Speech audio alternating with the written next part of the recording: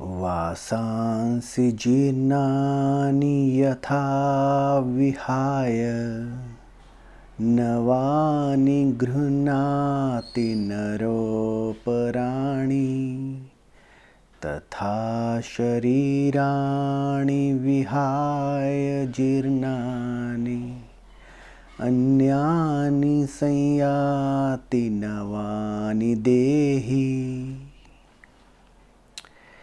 भगवान श्री कृष्ण गीता के दूसरे अध्याय में 22वें श्लोक में अर्जुन को कह रहे हैं कि जिस प्रकार मनुष्य पुराने कपड़ों को छोड़कर नए वस्त्र धारण करता है, उसी प्रकार जीवात्मा पुराने और व्यर्थ हुए शरीर को छोड़ के नया शरीर धारण करती है।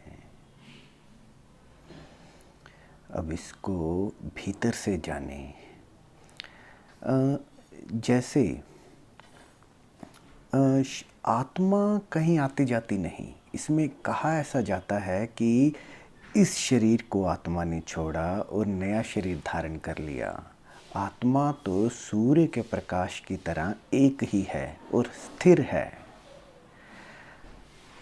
उसको किसी भी शीशे से हम अगर रिफ्लेक्ट करते हैं और वो शीशा टूटने पे किसी और शीशे से रिफ्लेक्ट कर सकते हैं, लेकिन सूर्य और उसका प्रकाश स्थिर है। उसी प्रकार आत्मा भी स्थिर है। अगर एक शरीर से दूसरे शरीर तक जा रहा है तो वही आपकी मैं के इलेक्ट्रॉन, वो छोटे सूक्ष्म तत्व जिसमें कुछ आपके होने का, मेमोरी का ट्रैवल हो रहा है एक शरीर से दूसरे शरीर में। चेतना मरती नहीं है। इसको समझने के लिए आपको पहले ये देखना होगा कि कभी आपने ऐसा जाना कि जैसे मनुष्य वस्त्र धारण करता है, वैसे मैंने इस शरीर को धारण किया है। आपको ऐसा कभी भी आभास हो, मान लो इस शरीर में भूख लगे और आप यही समझते हैं कि मुझे भूख लगी, मैं भूखा हूँ। कभी भी ऐसे चिंतन किया कि इस शरीर को भूख लगी और उसका पता चल रहा है? इस शरीर में दर्द हुआ और उसका चेतना को पता चल रहा है। यहाँ सर में दर्द है और उसका पता चल रहा है। जैसे ही हम पैदा होते हैं, तादात्म्य इतना गहरा बन जाता है कि ये चेहरा, इस शरीर का चेहरा ही हमें अपना चेहरा लगता है। इस शरीर से पहले मेरा चेहरा कैसा था और इस शरीर से बाद अगले शरीर से पहले चेहरा कैसा होगा, कभी उसका चिंतन किया? हमने इस चेहरे को सुंदर बना के खुद को सुंदर जाना और इससे स्वास्थ्य देखकर खुद को स्वास्थ्य जाना और इसे बीमार देखकर खुद को बीमार जाना। कभी ये नहीं सोचा कि ये शरीर बीमार हुआ, इसका मुझे पता चल रहा है। हालांकि साइंस ये कह रही है, साइंस कह रही है कि अगर शरीर में किसी भी, मान लो पाँव में दर्द हो, तो वो कुछ सेल्स ट्रैवल करते हैं, आगे कंपन करते हैं और वो कुछ आगे की नर्व सिस्टम को कंपन करते हैं। ऐसे कोड लैंग्वेज में ट्रैवलिंग होती है उस पेन की, जो कि लास्ट में माइंड तक पहुंचता है। और माइंड के कुछ सेल ऐसे हैं जिनका कनेक्शन चेतना से है, चैतन्य से है, उस अरूप से है। उस चेतना को वो माइंड के सेल ही बता रहे हैं कि यहाँ पे पेन हुआ। बस ये 2-3 सेल, इनको उड़ा दो, कोई कनेक्शन ही नहीं फिर इस शरीर के साथ।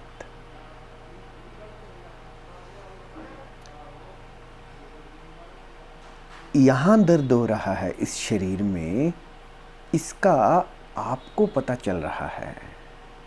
ऐसा कभी नहीं सोचा। जब आप चल रहे हों तब कभी भी धीरे होके ध्यान से देखें कि ये शरीर चल रहा है, इसके पीछे कुछ तो अचल है जिसको चलने का पता चल रहा है। विचार आ रहे हैं, आप हमेशा यही मानते हैं कि मुझे ये विचार आया, मैं ऐसा सोचता हूँ। कभी भी ये नहीं सोचा कि ये विचार है और मैंने देखा इस माइंड में विचार आ रहे हैं। हमेशा आपने ऐसा देखा कि मैं श्वास ले रहा हूँ, मेरी सांस आ रही है और जा रही है। कभी भी देखा कि ये सांस आ रही है और जा रही है, इसको मैं देख रहा हूँ और इसका चेतना को पता चल रहा है। कभी अपने विचारों को, सांस को, अपनी भूख को, शरीर के दर्द और सुख को कभी भी दूर से खड़े होकर देखें कि ये कहीं और हो रहा है। फिर ये बात आपको संज्ञान में आएगी कि कृष्ण क्या कह रहे हैं। अभी तो आपने इन वस्त्रों को, इन चमड़ी को अपना होना मान लिया, तो ये बात कैसे समझ में आए। जैसे इन वस्त्रों में आपके शरीर ने जान डाली है, वैसे ही आपकी चेतना ने, आपके होने ने इस शरीर में जान फूंकी है और आपके होने से ये शरीर सजीव है। शरीर का अपना कोई जीवन नहीं है। और कभी अगर आप इसको ऐसे जान ले कि दूर कहीं भूख लग रही है, आपको भूख नहीं लग रही, आपको केवल पता चल रहा है कि इस शरीर में कोई दर्द हुआ, वो दर्द मुझे नहीं हुआ। ऐसा पता चल रहा है कि इस शरीर में दर्द हो रहा है। तब आपको ये बात भी कृष्ण की समझ में आएगी कि पुराने वस्त्रों की तरह आत्मा शरीर को भी छोड़ देती है और नए शरीर को धारण करती है। ये तभी जान पाओगे जब दोनों को पृथक करके देख पाओगे। हे पृथा पुत्र, इसको जान लो।